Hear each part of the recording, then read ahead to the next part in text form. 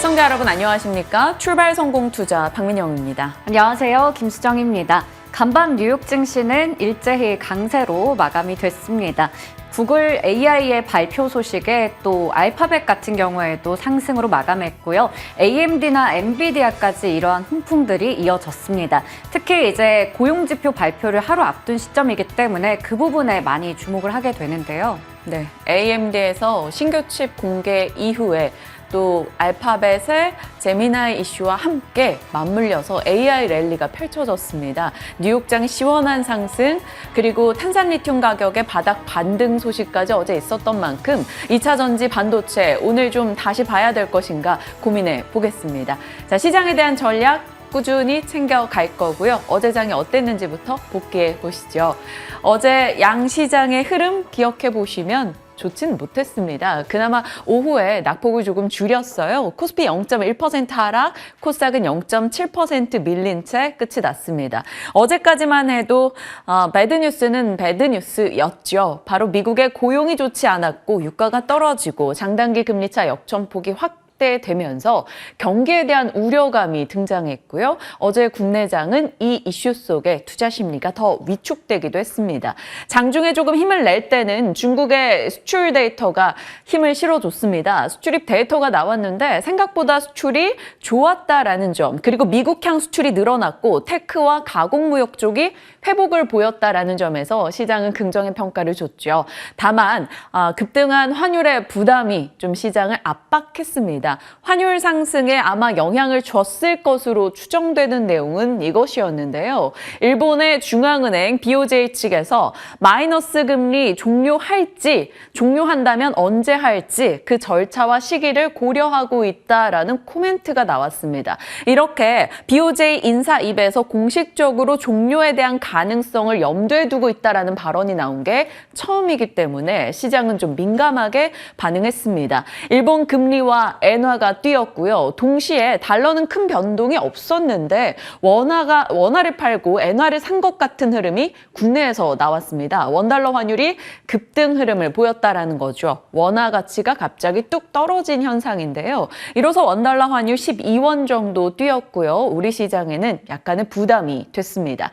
지수는 계속해서 정체되고 있는 흐름이 이어지고 있죠. 그러니까 어떻게 해서든 연말 초과 수익을 내기 위해서 테마에 더 집중하는 현상이 나타나고 있습니다. 어제도 마찬가지였습니다. 테마 순환이 있었고요. 여전히 정치 테마주 혹은 STO 코인주 혹은 폐렴 종목들 그리고 코인에 힘입어서 게임주까지도 강세 흐름을 보여주기도 했습니다.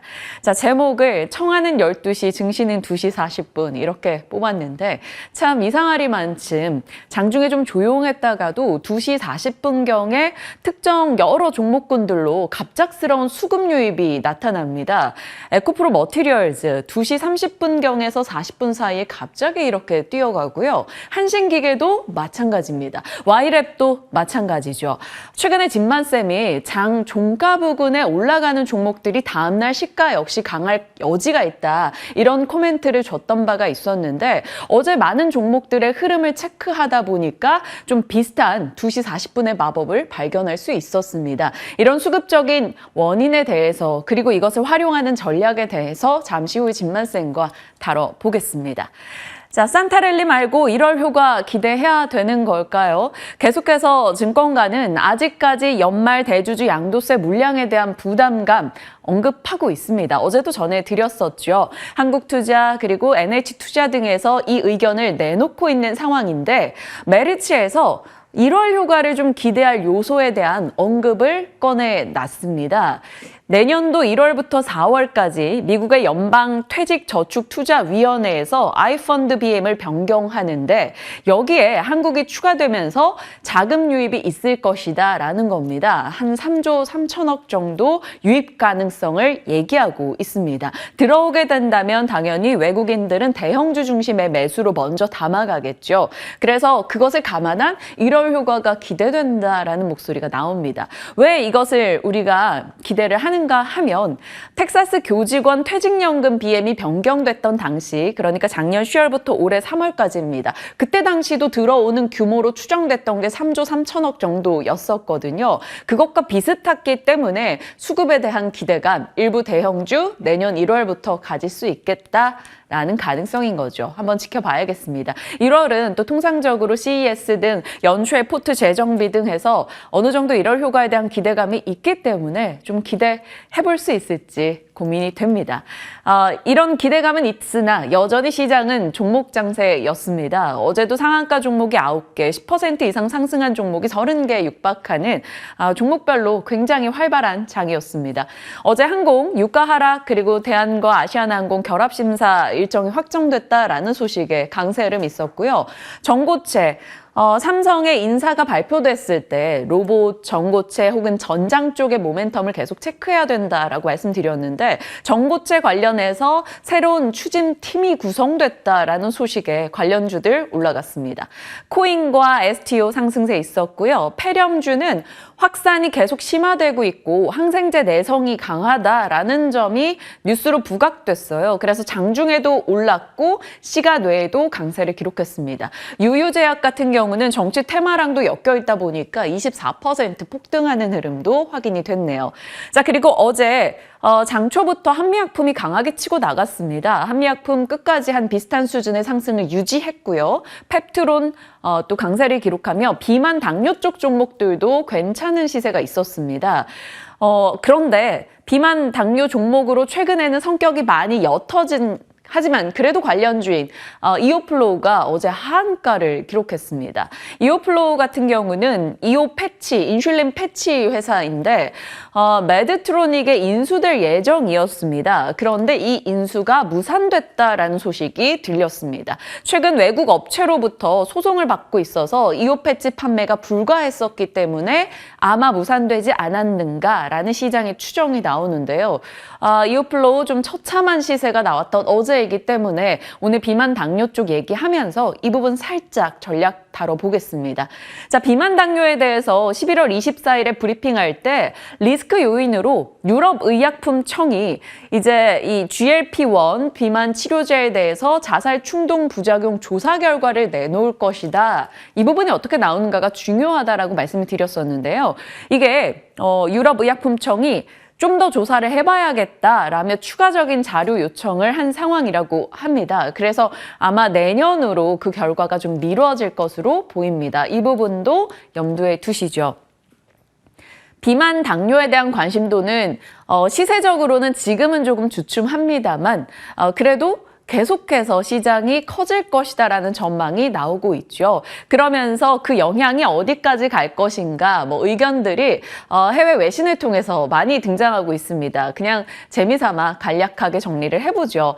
살을 빼면 옷을 사고 싶어지는 욕구 때문에 의류 판매가 올라갈 수 있다라는 얘기가 나오고 있고요. 그리고 다이어트를 하고 나면 단백질 보충을 해야 하기 때문에 단백질 음료 제조사 등의 주가 급등이 눈에 띄고 있다라는 얘기도 있습니다.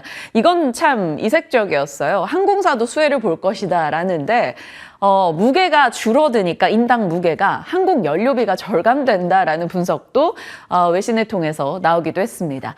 악재성으로 본다면 과자, 도넛, 콜라 업체들 당연히 이제 비만 치료 돼가는 과정에 건강에 대한 인식이 올라가고 이런 것들을 좀 소비 덜 하지 않을까라는 전망이 나왔습니다. 그러면서 일라이릴리 주가가 오를 때 크리스피 크림 도넛 주가가 떨어졌던 것이 같은 맥락이다라는 거고요. 외식을 좀 자제하게 되면서 식당 산업의 손실 우려, 그리고 다이어트 관련한 업체들 최근 오프라인 업체 중심으로 많이 파산하고 있다라는데 그것 또한 이들에게는 영향권이라는 거죠. 그리고 비만약을 먹게 되면서 생활 습관 변화가 나오면 중독 행동이 축소될 수 있다라고. 그래서 담배, 술, 게임, 도박 업계는 악재다라는 얘기도 나옵니다.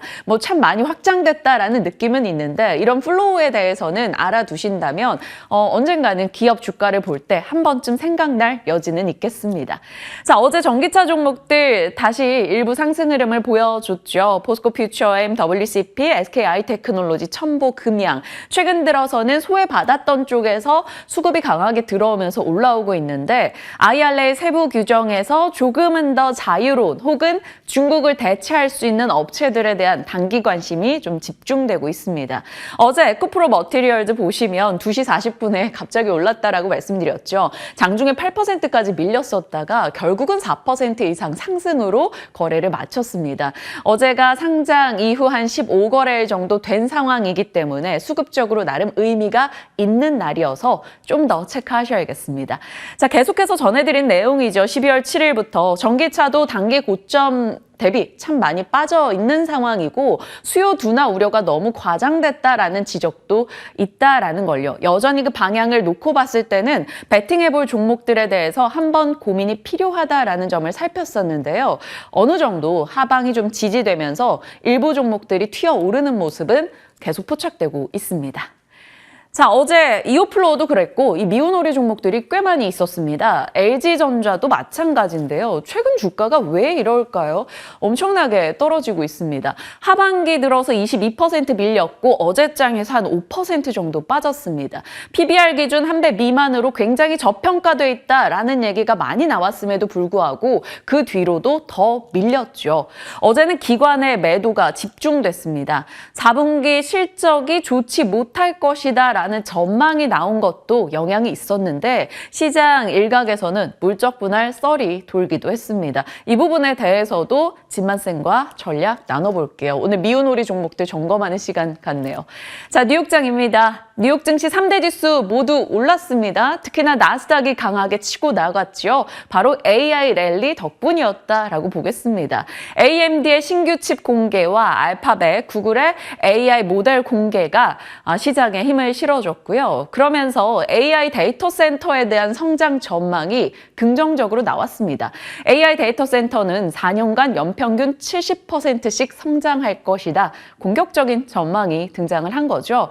그 덕분에 AMD가 9% 급등 흐름을 나타냈고요. 알파벳도 5% 이상의 급등으로 거의 나스닥을 끌고 갔다라고 해도 과언이 아닙니다.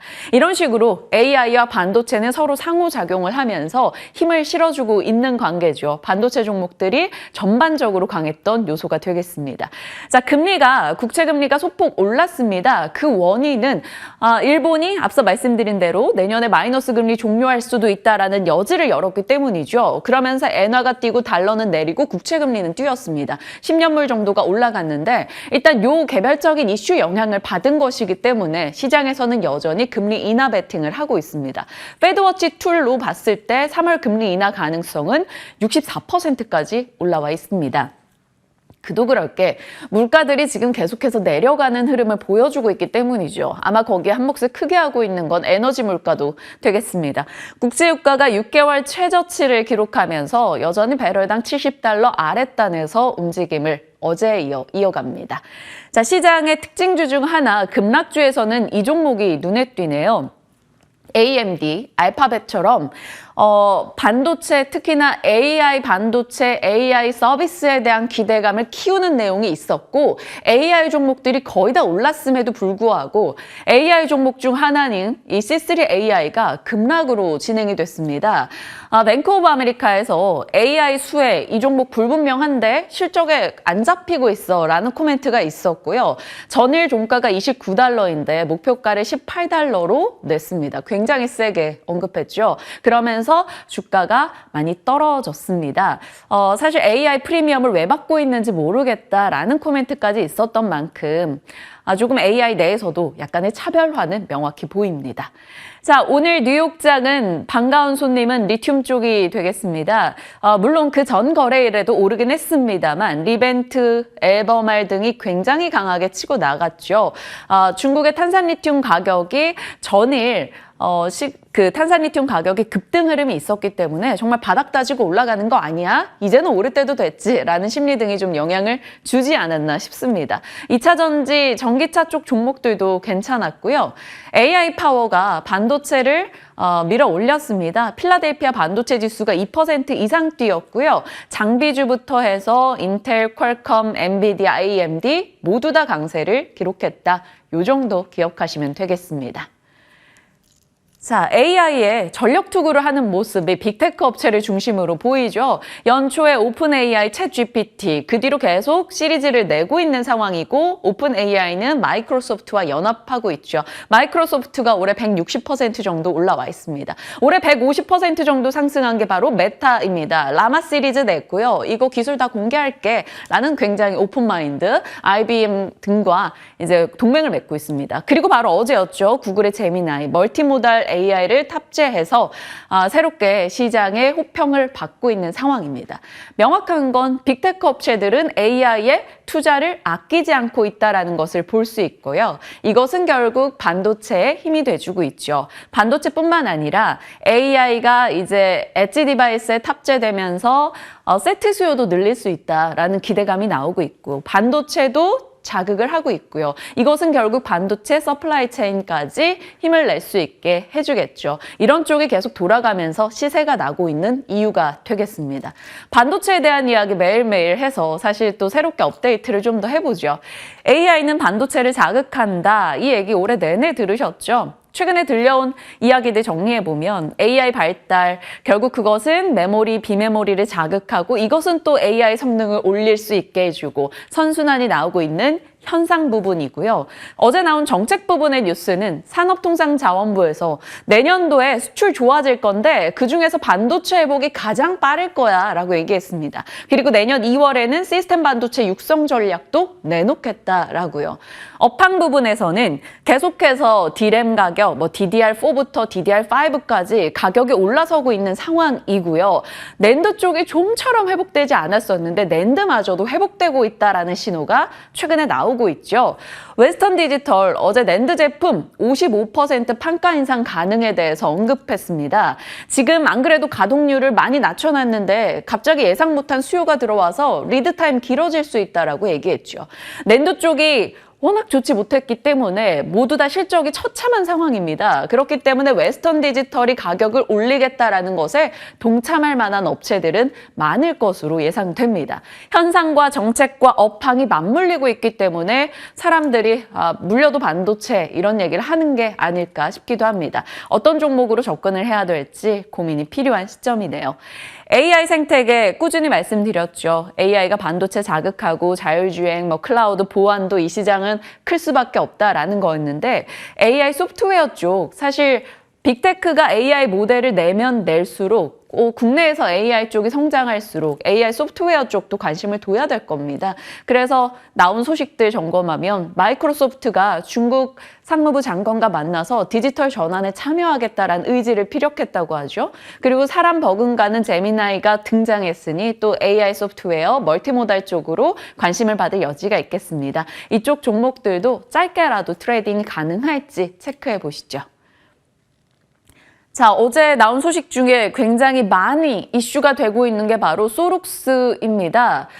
소룩스 조명기구 제조업체죠. LED 등, 이런 실외 등 이런 것들을 만드는 업체인데 한 달 사이에 주가가 100% 정도 올라와 있었습니다. 또 우리만 몰랐는가라는 생각이 들 공시가 나왔어요. 무상증자인데요. 한 주당 무려 14주를 배정합니다. 어마어마한 숫자인 거죠. 그래서 일각에서는 거의 주식 복사기 수준 아니냐라고 얘기합니다. 이 무중에 대한 기억을 떠올리면 근래 가장 핫했던 종목으로는 노터스 생각하실 겁니다. 지금은 HLB 바이오스텝이 되겠죠. 작년 5월 9일에 공시를 했어요. 무중 공시하고 급등 흐름을 기록했다가 잠깐 내려왔다가 5월 31일 권리락 이후 보시죠. 상한가를 도대체 몇 날 며칠을 기록했는지 모릅니다. 주가가 이만큼 뛰었다라는 거죠. 급등하고 나서 다시 권리락 이후에 신주 상장 이전까지는 또 주가가 급락 흐름을 보였습니다. 그런데 이때 당시에는 한 주당 8주를 배정하는 거였거든요. 지금은 한 주당 14주입니다. 이미 올랐다는 것을 감안하고 어떤 전략을 짜야 될지 소룩스 굉장히 시장에 관심을 받고 있는데 이 종목도 시간 허락하면 전략 챙겨보겠습니다. 자, 산업 뉴스입니다. 중국 요소 이야기 계속 나왔었는데 이번에는 화학비료 원료 수출 통제한다라는 소식이 들려왔어요. 그러면 또 비료 대란에 대한 얘기가 나올 여지가 있고요. 삼성전자가 사이니지 시장에서 특허 침해 소송을 사실상 승소했다라는 얘기가 들려옵니다. 시간 외에서 파버나인이 상한가를 기록한 이유이고요. 위믹스 극적 부활 얘기가 계속되네요. 어제 장중은 위메이드 이슈가 잠잠한 듯 했는데 시간 외에서 이들 종목이 또다시 강세 흐름 나타냈고요. 윤석열 대통령과 이재용, 최태원이 모두 ASML 클린룸에 방문한다라는 뉴스도 어제 장중부터 있었죠. 클린룸이라고 하면 반도체 쪽에 밀입자를 제어하고 환경 조건을 제어하는 장비라고 보시면 되겠습니다. 시설이라고 보시면 되겠죠. 수율에 막대한 영향을 끼치기 때문에 굉장히 중요하긴 한데요. 국내에서 이들 종목이 시총도 작고 시장의 관심을 그리 받지는 못했습니다. 그런데 일단 클린룸 종목으로는 이 정도 있다. 이렇게 정리하고 진행하겠습니다. 자, 시장 이슈들 살펴봤고요. 또 섹터 뉴스 한번 들어가 볼까요? 네. 또 민영 앵커가 굉장히 좋아하는 웹툰 관련된 종목들 최근의 시세가 정말 좋습니다. 네. 미리 또 진만쌤이 진만스 픽으로 일부 종목들을 말씀 주신 만큼 오늘 AS까지 부탁드리도록 하겠습니다.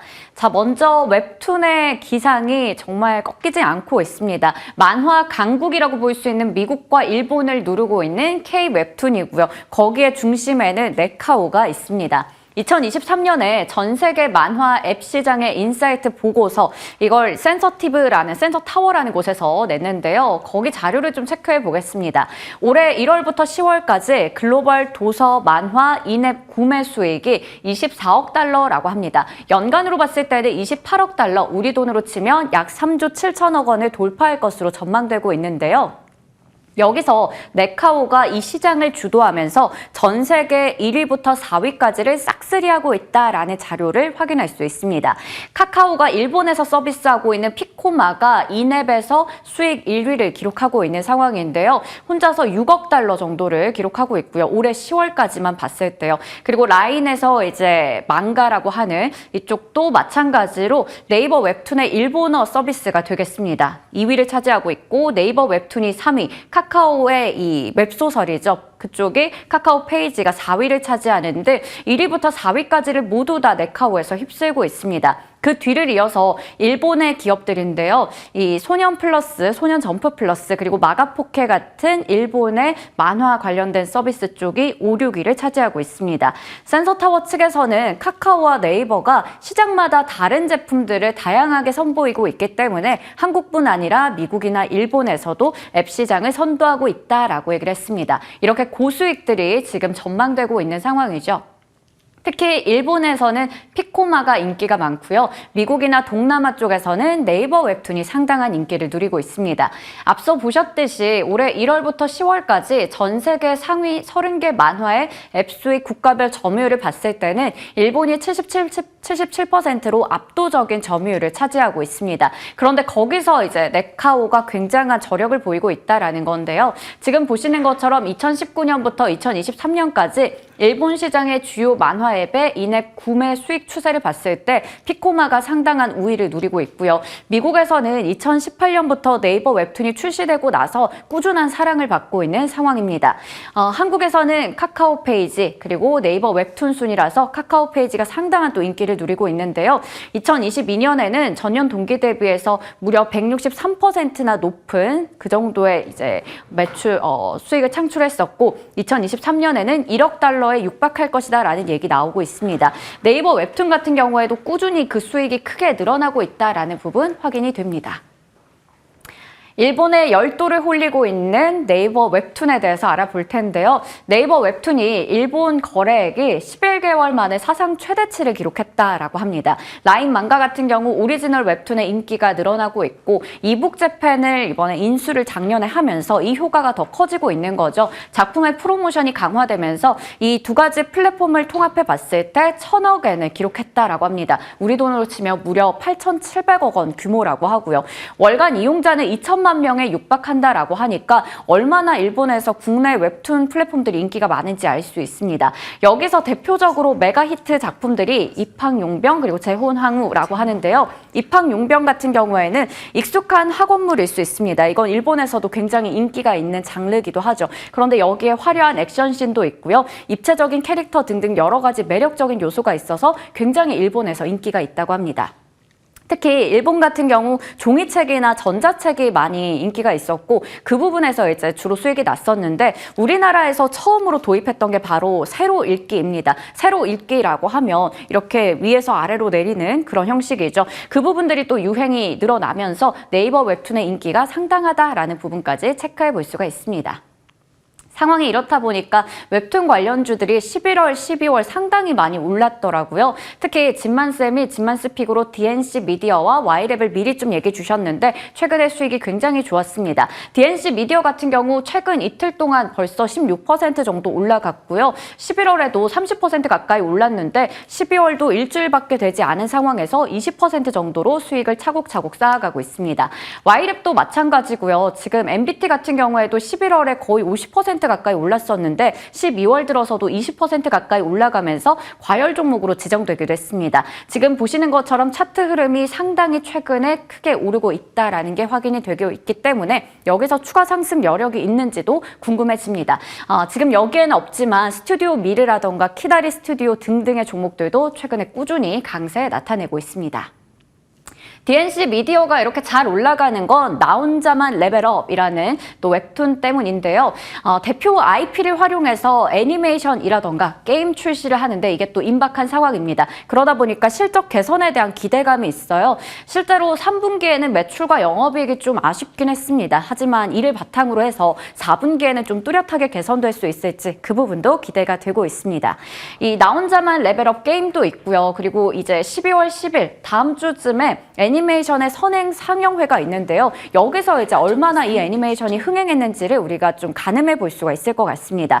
내년 1월에는 나훈랩 애니도 나온다라고 하니까 최근에 유행하는 이 IP를 가지고 멀티 유즈 얼마나 다양하게 사용하고 있는지까지 체크해 볼 수가 있겠습니다.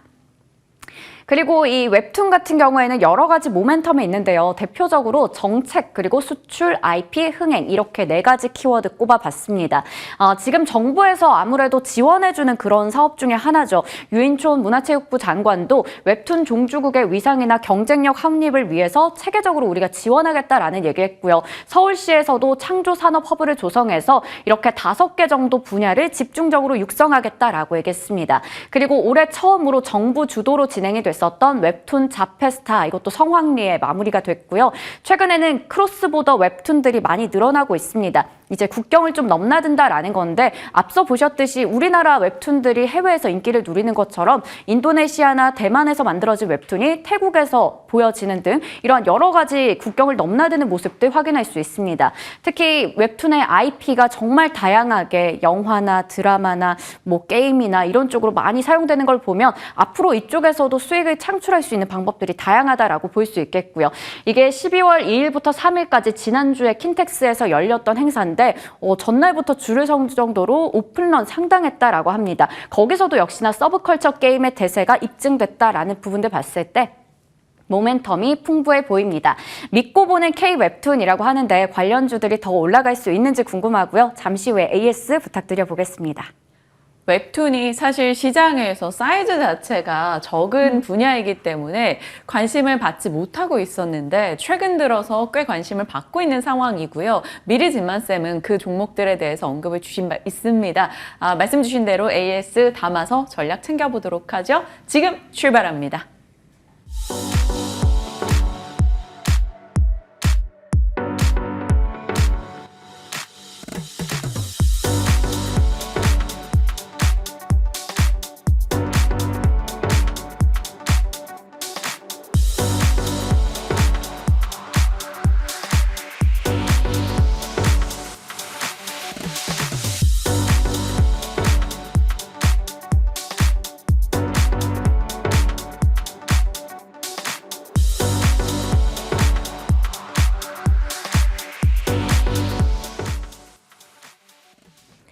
금요일입니다. 뉴욕장 분위기가 괜찮았어서 오늘이 월요일이나 화요일이었으면 좋았겠다라는 생각도 했어요. 진만쌤과 전략 나눠볼게요. 어서 오세요. 네, 안녕하세요. 네.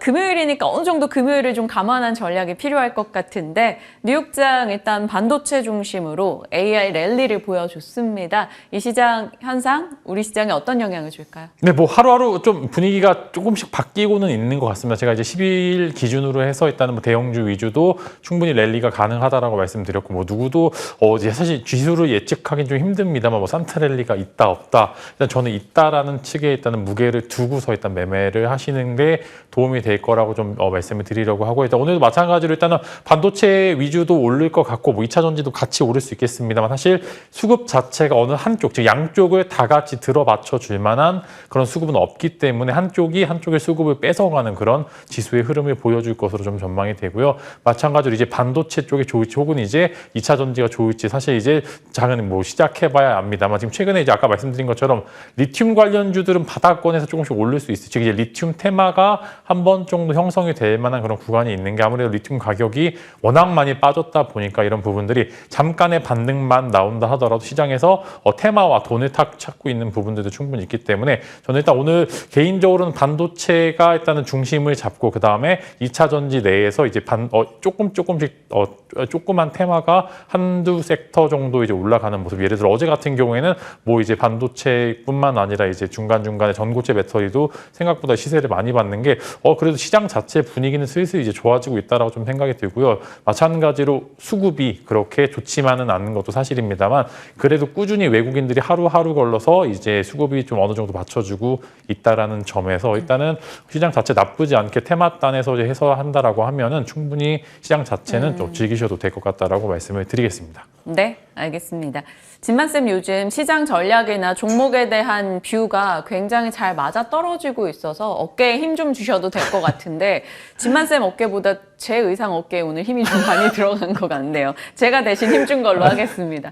자, 시장에 미운오리 종목들이 꽤 있었어서 이 부분 살짝 짚고 가겠습니다. 왜냐하면 보유자분들 걱정이 좀 이만저만 아닐 것 같아서요. 진만쌤 도움을 받아보고자 하는데, LG전자가 어제 한 5% 빠졌고 어제뿐만이 아니었습니다. 하반기 내내 좀 부진했고 최근 7거래 연속해서 밀렸어요.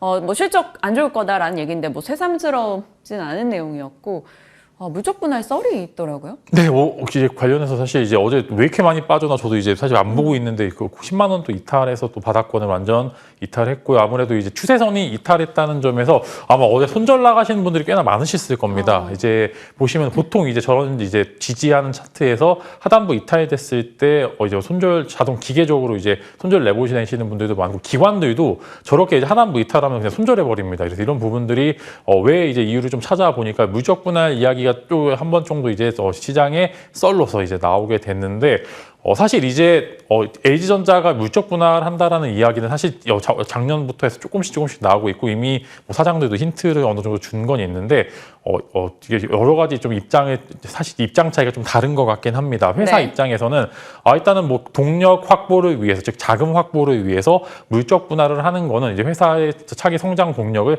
갖출 수 있을 만한 요소로 작용할 수가 있고요. 실제로 LG 그룹주는 아무래도 LG 화학을 이제 인적 분할을 해서 이제 LG 에너지 솔루션을 만들어내서, 사실 이제 지수에는 정말로 안 좋긴 했었습니다. 그때 이제 아마 다시는 재작년에 아시는 분들 아셨지만 LG 쇼크였죠. 이제 다 빨아, 시장의 돈을 다 빨아가가지고서 정말 시장의 돈이 다 그쪽으로 몰리는 모습이 많이 보여주었었는데, 마찬가지로 이제 이런 분할을 해서 상장을 하게 되면은 분명히 시장에서 좀 악재로 작용할 수 있을 만한 가능성이 굉장히 크고요. LG 전자를 보유하고 계신 분들 당연히 튕겨서 나가는 거기 때문에 사실 상대적으로 주가가 빠질 수밖에 없는 부분들이 있고, 사실 이게 기다 아니다, 할 거다 안 할 거다를 좀 맞추기보다는 할 수도 있다라는 걸 전제로 두게 되면 상방이 막히게 됩니다. 언제든지 상방이 막히고, 이 부분들이 SK 이노베이션이 주가를 계속적으로 보여주고 있습니다. 이미 올라갈 거지만 결국에 너네 물적 분할 선고하고서 재상장할 거잖아.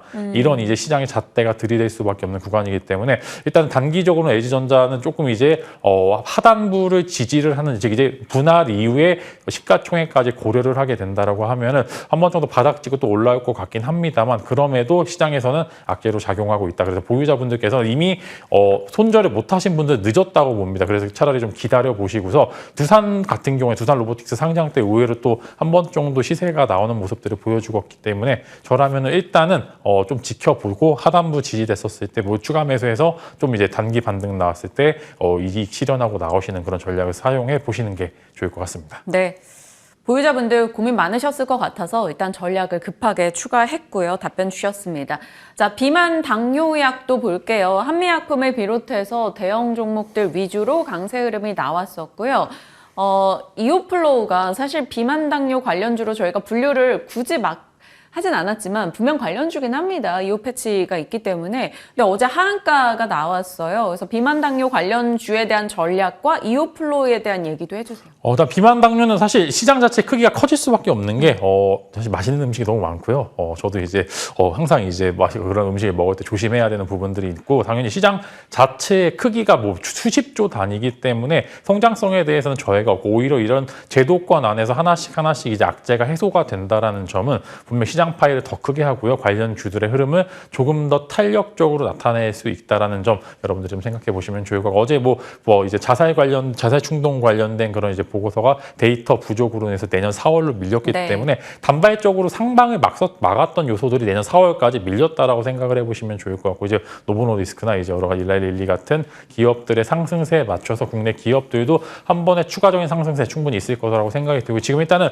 펩트론은 그냥 무조건 원픽으로 좀 보고 있습니다. 펩트론이 사실 한 번 오를 때 정말 무시무시하게 오르는 부분들이고 사실 바닥 하단부에서 꽤나 오랫동안 지지 횡보하면서 상승 준비를 마쳤기 때문에 좀 이쪽 공략하시는 분들 유한 여러 가지 이제 한미약품 여러 가지 기업들도 있습니다만 일단은 펩트론을 조금 더 이제 신약 바이오 쪽에 초점을 맞춰서 한번 관심주로 두시면 좋을 것 같습니다. 네. 좋습니다. 자세하게 시장 내에서 눈에 띄었던 종목군들, 좀 조심해야 될 종목군들 저희가 전략을 세워봤고요.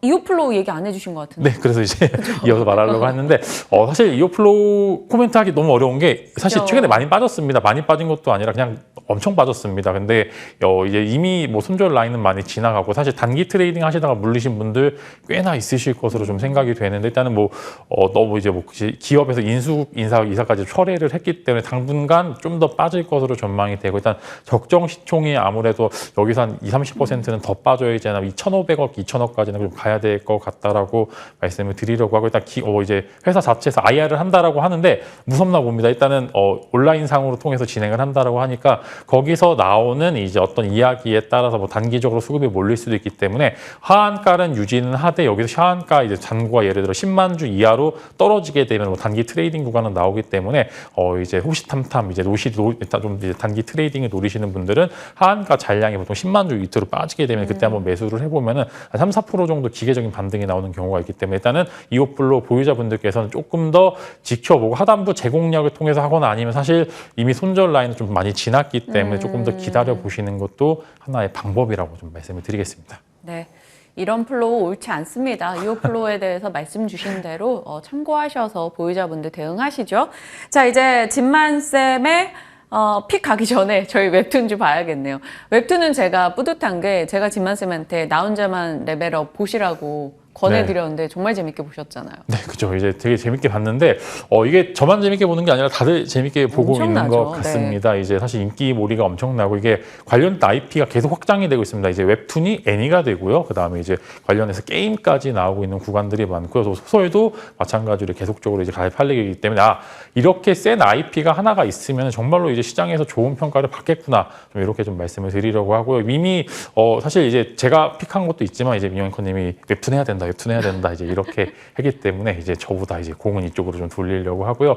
관련해서 일단은 제가 말씀드린 두 가지 종목이죠. 이제 Y랩과 DNC 미디어 두 종목이 굉장히 시세가 잘 나오고 제가 이제 틈새 시장으로 저는 타코 미디어 한번 보시라고 했는데 일단 세 종목이 다 잘 갔습니다. 그래서 근데 일단 기술적인 부분들로 봤었을 때 여기서 추가적인 상승 여력은 충분히 존재를 하고 있고요. 이제 예전에는 뭐 애니메이션이나 웹툰을 본다라고 하면 이제 소위 말하는 이제 오타쿠 같다 이제 이렇게 이야기들 많이 나와서 음지로 많이 가졌는데 요즘 이제 최근에 행사하는 거 보면 양지로 많이 나오게 되고요. 언제든지 좋은 IP와 좋은 이제 웹툰이 있다라고 하면서 이제 이제 시청자들이나 구독자들은 돈을 쓰는데 아끼지 않는구나라는 그런 포인트를 최근에 나온 행사에서 찾아볼 수 있을 것 같고요. 관련해서 추가적인 상장세 조금 더 기록할 수 있기 때문에 마찬가지로 저는 여전히 이제 뭐 관련주들 DNC 미디어와 Y랩이 아무래도 시장을 좀 장악을 하려고 같고요. 사실 이제 DNC 미디어가 조금은 더 탄력적인 구간이고 Y랩은 사실 최근에 이제 웹툰 흥행이 좀 저조한 부분들이 있기 때문에 Y랩은 사실 이제 테마성 이슈를 갔을 때 같은 수급을 받는다라고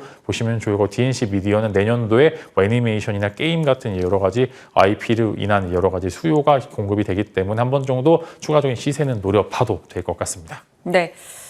그런 플랫폼사보다는 여전히 CP사 위주로 보신다. 이렇게 네, 정리할까요? 아무래도 이제 굳이 성장을 하게 되면 웹툰 주로 사실 카카오나 네이버로 보기엔 좀 애매한 부분들이 있고요. 사실 뭐 관련주들이 조금 더 시장에 편입이 되면 그때 조금 더 뭐 ETF라든지 여러 가지 성장성을 보여줄 것 같아요. 일단 당장은 뭐 ETF 편입하기에는 또 덩치도 네. 작고 이런 기업들이 많기 때문에 오히려 이럴 때는 이제 뭐 웹툰 대장주 쪽으로 이제 손을 조금 더 기울이는 게 좋을 것 같습니다.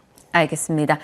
자, 이제 집만 스픽으로 가겠습니다. 유통공룡들의 끝없는 전쟁 최대 수혜는 요거 알 것 같아요. 알리랑 테무에 치이고 있는 국내 업체들 얘기일 것 같아요. 네, 심지어 쿠팡도 이제 좀 밀리는 것 같습니다. 이제 관련해서 사실 저도 이제 핸드폰 케이블 같은 거는 이제 알리에서 주문하고 잊을만 하면 이제 오는데 꽤나 빨리 오고요. 아무래도 배송비가 이제 거의 없다라는 점에서 조금 더 매력적인 구간들이 있는데 이번에 이제 블랙 프라이데이를 좀 지나고 나서 이제 좀 데이터 수치를 보니까 쿠팡 사용자가 급감을 했고요. 알리 사용자가 이제 거의 2배 가까이 올라가게 됐습니다. 그래서 관련해서 사업을 하는 택배 회사들은 정말 초호황입니다. 그래서 지금 정말로 이제 어느 정도 갈무리가 된 구간이기 때문에 이전에 이제 뭐 CJ 대한통운과 한진 지켜보자라고 말씀을 드렸는데 그날 이후로 계속 올랐습니다. 근데 그 시장 대비해서 굉장히 우수했고요. 앞으로도 조금 더 상승 탄력이 남아 있기 때문에 만약에 관련해서 유통주 내가 보고 싶다라고 계속적으로 추가 상승 노리시는 분들은 조금 더 상승 여력을 지켜보시면 좋을 것 같고 다만 신규 매수하기는 그렇게 매력적인 자리는 아니다. 근데 상승 여력은 한 10%에서 20%는 더 남아 있다 말씀드리면서 이제 함진과 CJ 대한통운 사실 CJ 대한통운 예전에 인수합병 막 하면서 이제 몸집만 키워놔서 이제 이게 쓸모가 있을까 경기 침체 시기에 좀 쓸모가 있을까 얘기가 나왔었는데 일단은 긍정의 코멘트를 조금 더 드리려고 하고요. 이제 추가적으로 이제 말씀을 드리면 GS 리테일과 그다음에 이제 지어소프트 이제 오아시스 관련주도 한번 보시면 좋을 것 같은데 사실 사람들이 이제 요즘은 이제 오프라인 매장 가는 것보다 새벽 배송이나 여러 가지 배송 받는 거에 대해서 너무나 익숙해졌습니다.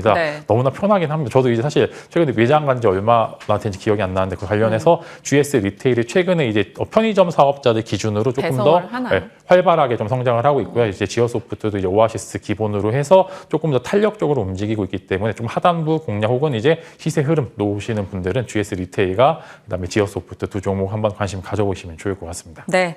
한진, CJ 대한통운 뭐 뜨거웠죠. CJ 대한통운은 지난달에만 50% 정도 오르기도 했었었는데 유통에서 조금 확장을 시켜서 GS 리테일, 지어소프트도 관심 권역에 넣어볼 수 있겠다라고 의견 주셨습니다.